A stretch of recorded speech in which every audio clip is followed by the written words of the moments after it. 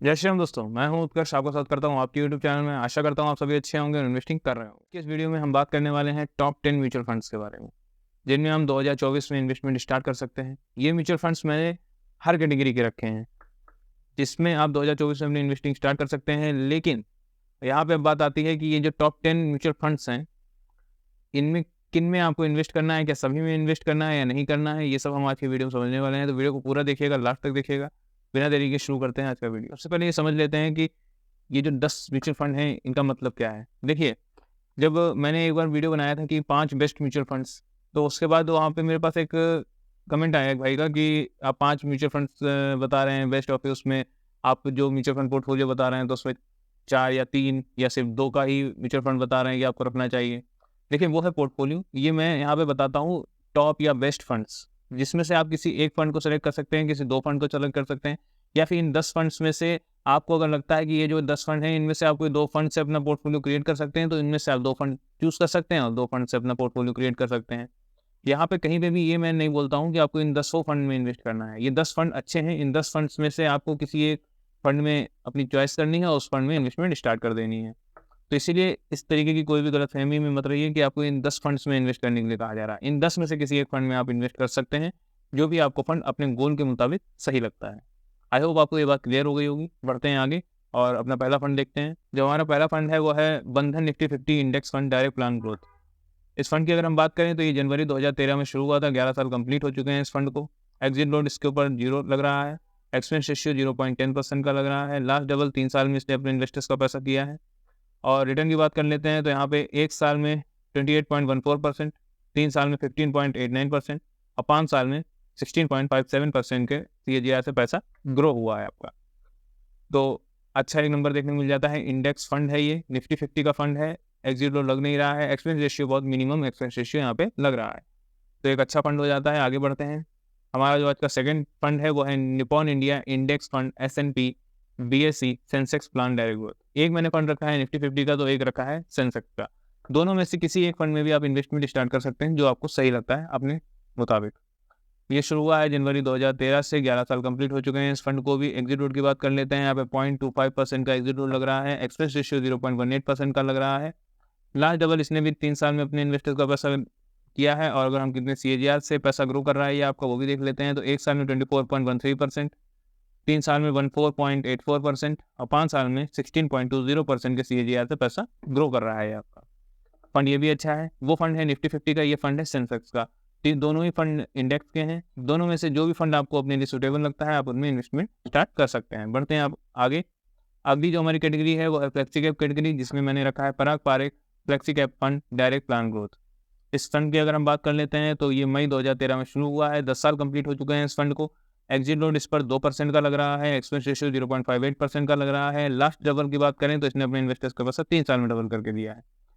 CAGR की बात कर लेते हैं। 1 साल में 44.29%, 3 साल में 24.03% और 5 साल में 24.81% के CAGR से पैसा ग्रो हो रहा है।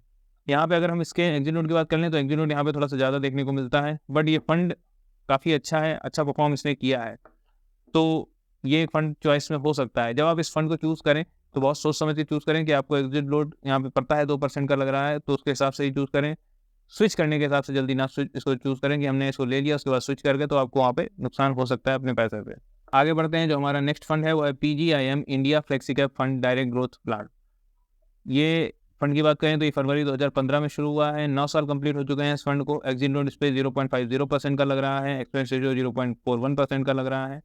लास्ट डबल की बात कर लेते हैं तो यहाँ पे 3 साल में पैसा ये भी डबल कर रहा है। और CAGR की बात कर लें तो 1 साल में 28.16%, 3 साल में 17.70% और 5 साल में 22.80% के CAGR से पैसा ग्रो हो रहा है। अब आप कहेंगे कि पराग पारेख से तो इससे डेटा अच्छा देखने को मिलता है। नो डाउट यहाँ पे अगर हम इसके एग्जिट लोड और एक्सपेंस रेशियो की बात कर लें तो काफ़ी कम देखने को मिल जाते हैं, बट यहाँ पे इसका जो डाउन साइड प्रोटेक्शन है वो अच्छा देखने को नहीं मिलता है। और वही पराग पारेख की बात कर लेते हैं तो डाउन साइड प्रोटेक्शन काफ़ी अच्छा देखने को मिल जाता है। पैसा की अगर हम सेफ्टी की बात करें तो पराग पारेख आपको ज़्यादा दे रहा है इस फंड के मुकाबले। बट दोनों ही फंड अपनी कैटेगरी में अच्छे हैं। आपको दोनों में से जो भी फंड अच्छा लगता है आप उसको चूज़ कर सकते हैं। आगे बढ़ते हैं। जो हमारा नेक्स्ट फंड है वो है मिड कैप कैटेगरी का Kotak emerging equity fund direct plan growth. इस फंड की बात करें तो जनवरी 2013 में शुरू हुआ था। 11 साल कंप्लीट हो चुके हैं। एग्जिट लोड इस पे ऊपर 1% का लगता है। एक्सपेंस रेशियो 0.38% का लग रहा है। लास्ट डबल 3 साल में इसने अपने इन्वेस्टर्स का पैसा किया है। रिटर्न की बात कर लेते हैं तो 1 साल में 37.74% के CAGR से पैसा ग्रो करता है, 3 साल में 24.01% और 5 साल में 25.18% के CAGR से पैसा ग्रो होगा आपका। फंड ये भी अपनी कैटेगरी में, मिड कैप कैटेगरी में काफ़ी अच्छा फंड है। एक्सपेंस रेशियो देखिए तो बहुत ही मिनिमम देखने को मिलता है एक्टिव फंड के हिसाब से। और आगे बढ़ते हैं, जो हमारी नेक्स्ट कैटेगरी है वो है small cap category. Small cap category में अगर हम बात करें तो स्मॉल कैप कैटेगरी में Tata small cap fund direct plan growth को रखा गया है, जिसमें अगर हम बात करें तो ये फंड अक्टूबर 2018 में शुरू हुआ था। 5 साल कंप्लीट हुए हैं इस फंड को। डेटा हमारे पास कम था। आपका यहाँ पे क्वेश्चन भी हो सकता है कि बाकी फंड तो 10 साल 11 साल के हैं, जिसके हमारे पास डेटा था, यहाँ पे तो सिर्फ 5 साल का है। जरूर हमारे पास 5 साल का डेटा है, लेकिन जो डेटा मैंने देखा उसके हिसाब से ये फंड मुझे काफ़ी अच्छा लगा इस कैटेगरी में, तभी मैंने इस फंड को आज की लिस्ट में रखा है।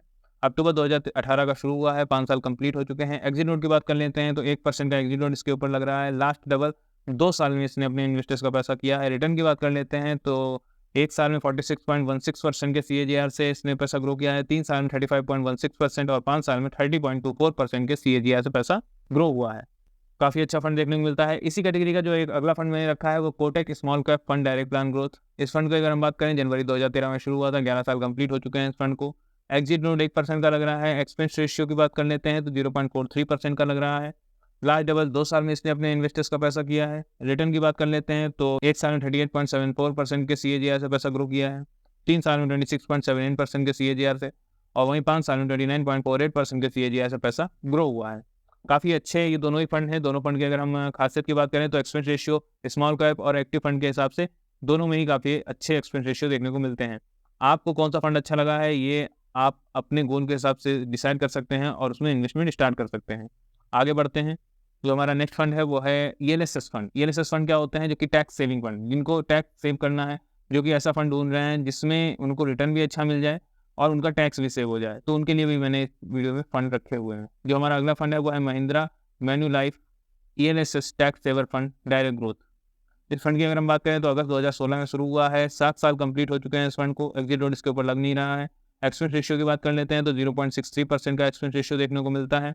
लॉक इन पीरियड इसमें देखिए, किसी भी ELSS फंड में लॉक इन पीरियड होता है, तो इस फंड में अगर हम देखें तो लॉक इन पीरियड 3 साल का होता है और लास्ट डबल में 3 साल में इसने अपने इन्वेस्टर्स का पैसा किया है। रिटर्न की बात कर लेते हैं तो 1 साल में 33.43%, 3 साल में 21.18% और 5 साल में 20.03% के CAGR से पैसा ग्रो होगा यहाँ पे आपका। ELSS फंड में जब आप इन्वेस्ट करते हैं तो आप लॉन्ग टर्म के लिए इन्वेस्ट करते हैं। इसमें 3 साल का, जैसा मैंने आपको बताया, लॉकिंग पीरियड होता है। 3 साल से पहले पैसा इसमें आप विड्रॉ नहीं कर सकते हैं, तो यहाँ पे रिडीम नहीं कर सकते हैं। यहाँ पे जो कि पैसा डबल करने का जो इसमें दिखा रहे हैं टाइम, वो 3 साल में ही हो रहा है। तो जो लोग टैक्स सेव करना चाहते हैं और साथ में अच्छा रिटर्न भी चाहते हैं, तो उनके लिए ये ELSS फंड काफ़ी अच्छे होते हैं। ELSS फंड में एक और फंड मैंने रखा है, PGIM India ELSS tax saver fund direct growth plan. ये फंड अक्टूबर 2015 में शुरू हुआ है, 8 साल कंप्लीट हो चुके हैं इस फंड को। एग्जिट नोट 0 लग रहा है। एक्सपेंस रेशियो की बात कर लेते हैं तो 0.73% का लग रहा है। लॉकिंग पीरियड 3 साल का है। लास्ट डबल की बात कर लें तो 3 साल में पैसा डबल कर रहा है। रिटर्न की बात कर लेते हैं तो 1 साल में 24.78%, 3 साल में 18.64% और 5 साल में 18.94% के CAGR से पैसा ग्रो होगा आपका।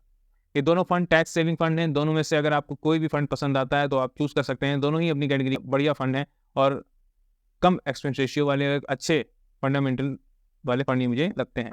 अगला जो हमारा आज का लास्ट फंड है वो है Kotak equity opportunities fund direct plan growth. ये large and mid cap category का फंड है। इस फंड की अगर हम बात करें, जनवरी 2013 में शुरू हो चुका है, 11 साल कंप्लीट हो चुके हैं इस फंड को। डेटा के मुताबिक एग्जिट नोट 1% का है। एक्सपेंस रेशियो की बात कर लें तो 0.53% का लग रहा है। लास्ट डबल 3 साल में अपने इन्वेस्टर्स का पैसा इसने किया है। रिटर्न की बात कर लेते हैं तो यहाँ पे 1 साल में 39.97%, 3 साल में 22.42% और 5 साल में 21.95% के CAGR से पैसा ग्रो हुआ है आपका। तो ये भी फंड अपनी कैटेगरी का अच्छा फंड है। ये थे हमारे आज के 10 फंड, बेस्ट 10 फंड जिनमें आप 2024 में इन्वेस्टमेंट स्टार्ट कर सकते हैं। अब इन 10 फंड में से आप कौन से फंड चूज़ करते हैं, कौन से फंड के मुताबिक आप अपना गोल सेट करते हैं और कौन से फंड आप चूज़ करके उससे अपना पोर्टफोलियो क्रिएट करते हैं, ये आपके ऊपर डिपेंड करता है। कि अगर आपको टैक्स सेव करना है तो ELSS फंड भी इस लिस्ट में आपको मिल जाता है। लार्ज एंड मिड कैप में चाहिए तो आपको उस लिस्ट में मिल जाता है। मिड कैप चाहिए तो वो भी मिल जाता है। फ्लेक्सी कैप चाहिए वो भी मिल जाता है और इंडेक्स फंड चाहिए तो वो भी मिल जाता है और स्मॉल कैप चाहिए तो वो भी मिल जाता है। 10 फंड में से आप कोई भी 2 फंड या 4 फंड अपने अकॉर्डिंग आप उठा सकते हैं और अपना म्यूचुअल फंड पोर्टफोलियो क्रिएट कर सकते हैं और अपनी इन्वेस्टमेंट की शुरुआत कर सकते हैं। वीडियो कैसा लगा, फंड्स कैसे लगे, मुझे कमेंट बॉक्स में जरूर बताइएगा। पसंद आया है वीडियो तो लाइक कर दीजिए, चैनल को सब्सक्राइब कर दीजिए, अपने दोस्तों के साथ जरूर शेयर कर दीजिएगा जो कि अच्छे फंड्स ढूंढ रहे हैं अपने पोर्टफोलियो क्रिएट करने के लिए। मिलते हैं नेक्स्ट वीडियो में। धन्यवाद।